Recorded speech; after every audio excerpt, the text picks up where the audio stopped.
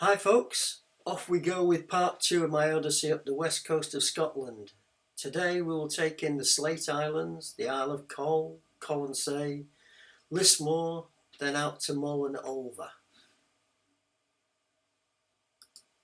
Carrying on from where we left off in part 1, this is the bridge over to Seal Island, Clachan Bridge, also known as the bridge over the Atlantic.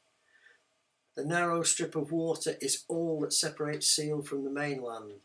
The bridge was built in 1792 and in summer is absolutely covered in the rare fairy foxglove. A view westward from Seal towards the Isle of Mull. The size of this basalt dyke is indicated by the two sheep browsing at its foot.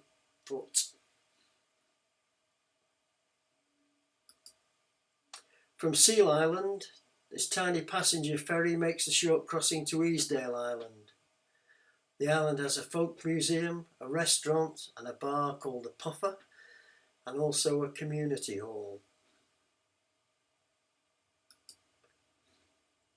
Here we are looking back towards Seal from Easdale Island. The island is a mere 62 acres and attains a height of 125 foot.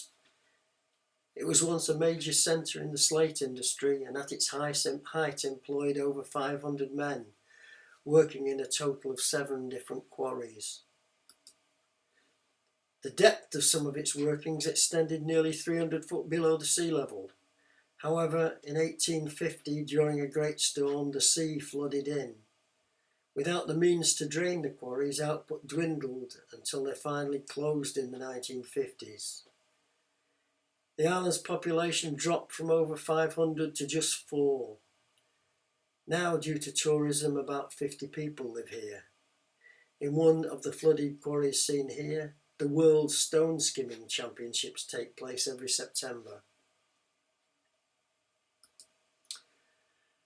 Another ferry seen here crosses the Quan Sound from Seal to Ling Island. Ling is another of the Slate Islands with a population of around 200. Its economy is mainly farming and lobster fishing. Sadly, on my one visit, the appalling weather curtailed any further photography.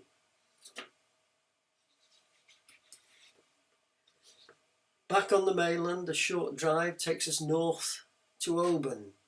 Oban is Calmac's busiest terminal and not known as the gateway of the islands to the Isles for nothing. The town has a resident population of nearly 9,000, which can treble during peak season. From Oban, a great many Hebridean islands can be accessed.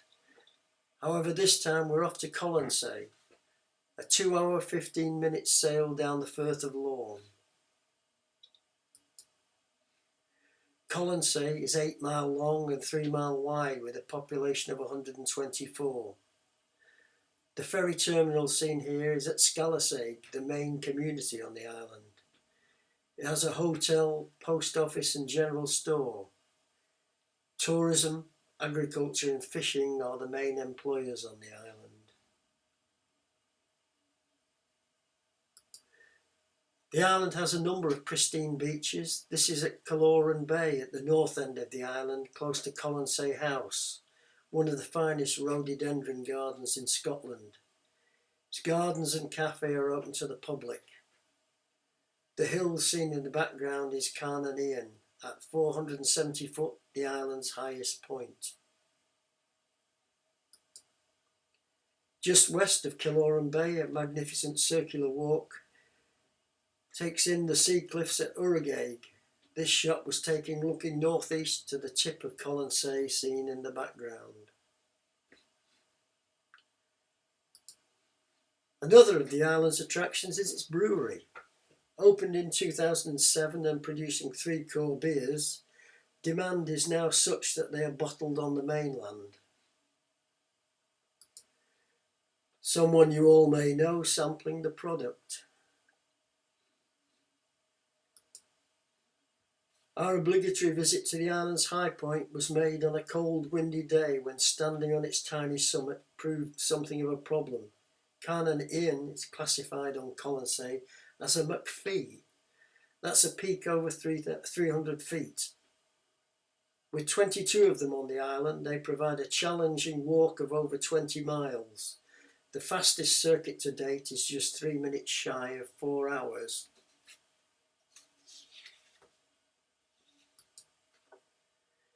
Balnahard, at the very north end of the island, are the ruins of a nunnery, along with a very weather-worn Celtic cross and this oddly shaped stone.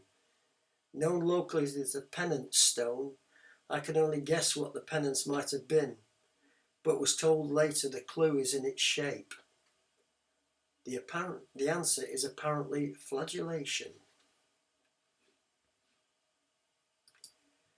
At the very south of the island lies another island, the Isle of Oronsay, accessible only at low tide by a short paddle, or if you're lucky enough, by 4x4. The island's high point is Ben Oronsay at just 305 feet. Oronsay is famous for its medieval Augustine chapel. Its cloisters seen here. There is an adjacent farm, but other than that, there is just one dwelling on the island, Seal Cottage, set in an idyllic position on the other side of the island, overlooking the Paps of Jura. The population of the island recorded at its last census, just 5 people. The priory is built about 1380 on the site of a 6th century forerunner. It has 2 Celtic crosses in very good condition.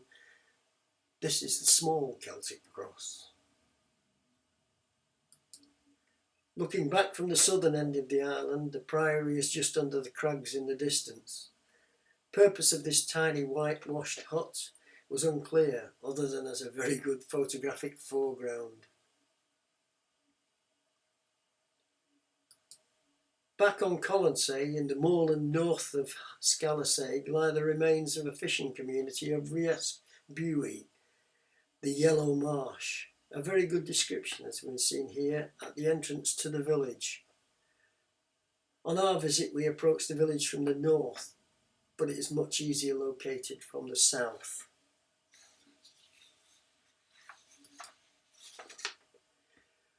Although there was a village here long before, in the 19th century it became a herring fishing community. Later, when the fish became scarce, the villagers tried their hand at lobster fishing. However, soon after the Great War, the community was moved to better accommodation at Glassard, further down the coast, which was much nearer the harbour at Scalasag. This is the main street of the village, a row of 7 terraced cottages, quite reminiscent of those on St Kilda, although the reason for the community's removal was quite different. Over on the west coast, this view is a 360-degree panorama. The tiny peak on the extreme left is at Dungallen, with the sea cliffs of Kilchatton on the extreme right.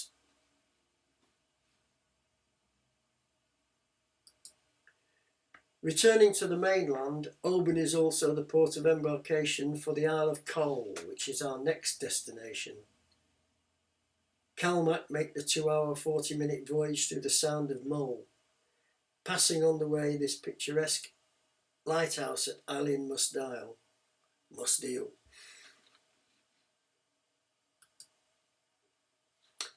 Here the motor vessel Clansman is reversing into the ferry terminal near Arinagur. The old terminal in the village itself is now far too shallow to accommodate these ferries. Coll is 13 miles long by 3 miles wide, with a population of around 150.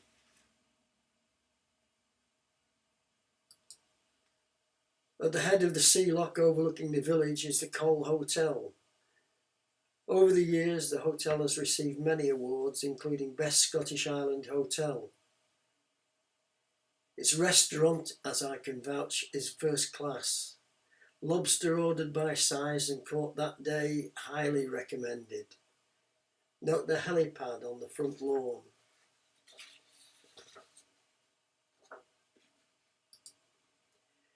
This is the main street, rather the only street in Arinagur, and this shop is marketed as Tesco's. That is the Ethical Sales Company. and what isn't on sale here is definitely not worth buying, although it seems the sheep outnumber its customers. Further up the main street is the island's part-time petrol station. Health and safety doesn't appear to be a primary concern here. On the opposite side of the street behind me is the island's not very well stocked general store.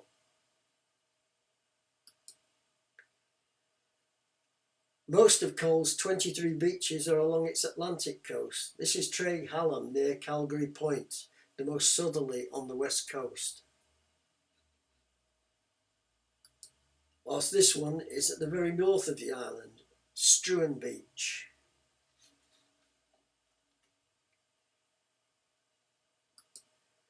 Wildlife, especially birds, abound, with the RSPB owning a large part of the island at its top Ranald Reserve in the south. Otters, seals and basking sharks are also main attractions. However, the main attraction at Top Ranald is the elusive corncrake. This was taken outside its visitor centre. We heard plenty of them, but this was the only one we actually saw. Getting a shot is simply a matter of luck, as they pop up among the nettles for a few seconds, only to bob down and then reappear a few yards away. Another of the island's attractions is this much photographed Briacaca Castle. This is the old castle, a 15th century tower house and stronghold of the Macleans. A later newer castle was built and lies to the left of the picture. This whalebone arch was erected in 2006 above the ferry terminal at Arranagore. The original from a fin whale is now in a museum in Edinburgh. The island frame between the arch is longer in the Treshnish Islands. This is yours truly on the summit of Ben Ho, highest point on the island at 340 foot. Oddly, within a few metres of the summit is this large erratic boulder, known as the Queen Stone. Carried here by glaciers during the Ice Age, this could only mean most, if not all, of Cole was once below the ice.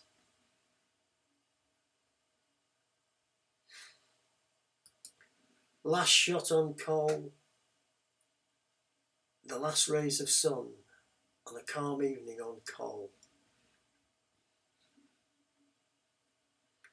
Steaming back to Oban through the sound of Mull, passing again Eileen Mustile Lighthouse.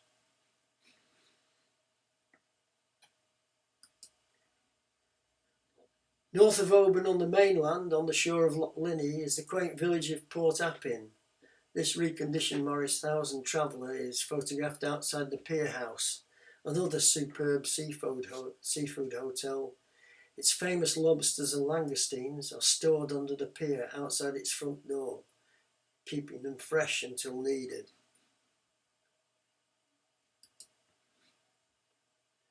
From Port Appin, the tiny passenger ferry makes a 10-minute journey across Loch Linney to north end of Lismore, our next island. The tip of the island is seen here to the left of the two people.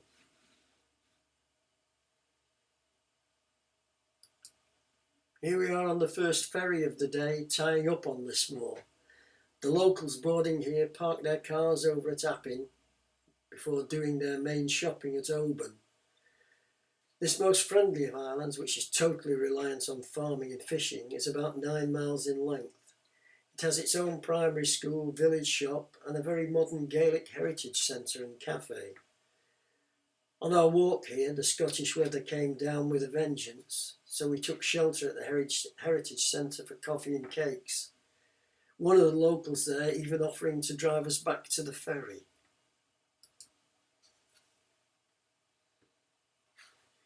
Inventive uses for redundant telephone boxes. The book exchange on the left is on the mainland at Port Appin, whilst the cake shop is at Port Ramsay on Lismore. Back on the mainland and heading north again, this is Loch Linney from Port Appin on a very stormy day.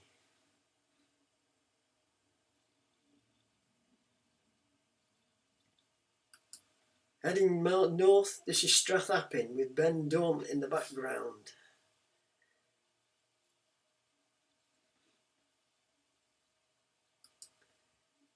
Castle Stoker is perhaps one of Scotland's best preserved medieval tower houses. This shot was taken with a 300mm lens from its Jubilee Bridge, the hills of Kingairloch in the background. We will pass below them later on. A few more miles north past Ballahoolish, the road takes us to the Corran ferry, one of the shortest and most frequent of Calmac's ferries. The crossing here gives us access to the wilds of Ardgour, Moydart, Sunart and Ardnamurchan.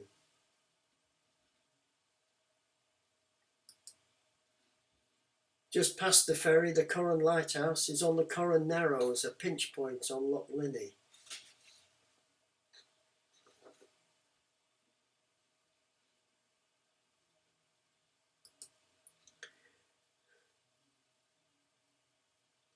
Just south of the ferry, a narrow coastal road leaves the A861 and makes its way spectacularly south, squeezed between Loch Linney and the rugged hills of Kingairloch.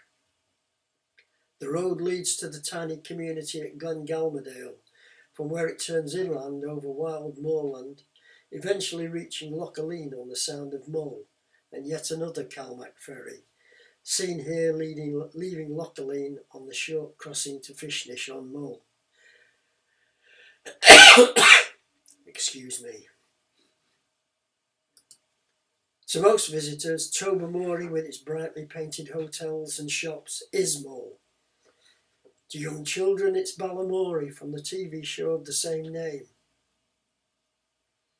The port is Mull's capital and largest settlement on the island, with over 1,000 regular inhabitants.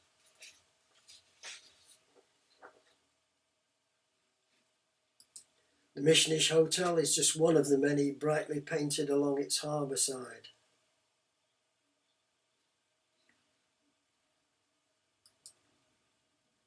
Also along the harbour is the Tobermory Distillery and its visitor centre.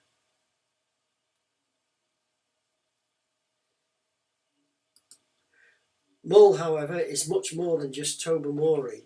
It's Scotland's fourth biggest island with an area of 338 square miles, a population around 3,000. It's full of interesting geology, rich in historical remains, and a popular destination for naturalists and photographers. This is its spectacular west coast, looking south from near Treshnish Point. Further north along the west coast, looking towards the Treshnish Islands, with Treshnish Point on the left and the islands on the right. The shot was taken from Caliac Point on the main island.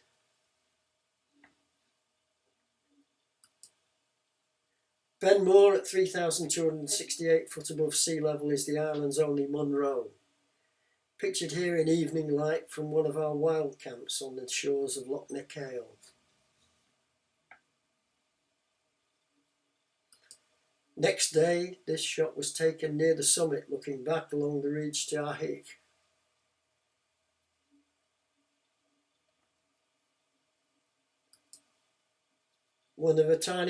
This is a tiny harbour along the west coast of Mull at Croig. From here, a short, interesting coastline walk can be done.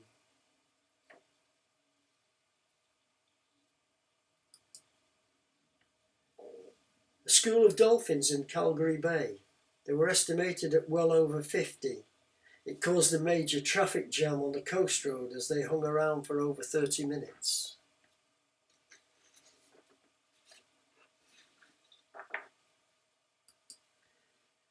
The tiny island of Iona lies off the Ross of Mull, a short ferry crossing from Fionport. A 4-mile walk around the island, hugging the shoreline, where possible, is a great walk, passing amongst other things the old Iona marble quarry. However, the island, a place of pilgrimage for many people, is rightly famous for this, its medieval abbey. Religious history on the island dates back well into the Iron Age.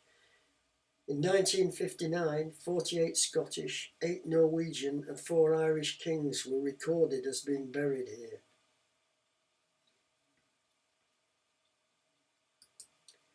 Further north up the west coast of Mull, and to me a far more interesting island, is Ulva, Wolf Island, or maybe even Ulf's Island. This is the sound of Ulva.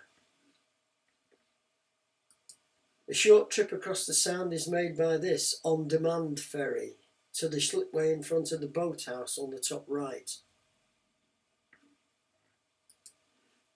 The boathouse is Ulva's Heritage Centre and Cafe, incidentally my most sold image on Alamy.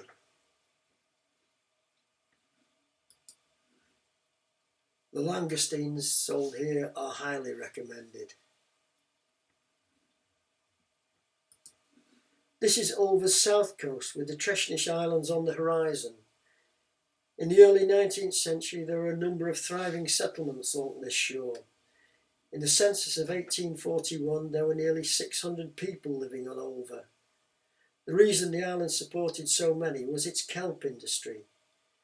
Kelp was dried, burnt, then used in the products like fertiliser, iodine, glass and soap. In 10 years, 256 tonnes of kelp was sold from Ulva. It takes 20 tonnes of seaweed to make 1 tonne of kelp. So it was very labour intensive, and with kelpers earning 2 shillings and 1 stone of wheat a week.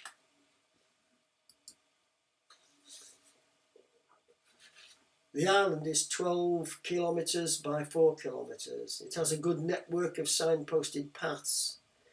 With a good track on the north side, we once managed to mountain bike around the whole island. Benmore is the hill to the left of the signpost.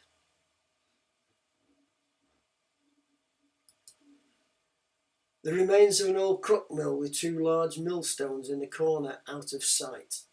Remains of the flume still lie upstream.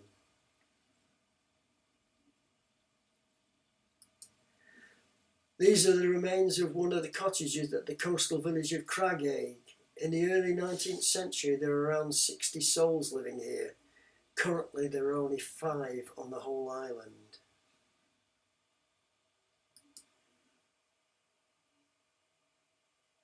Here we go, back to the main island, and that's the end of part 2.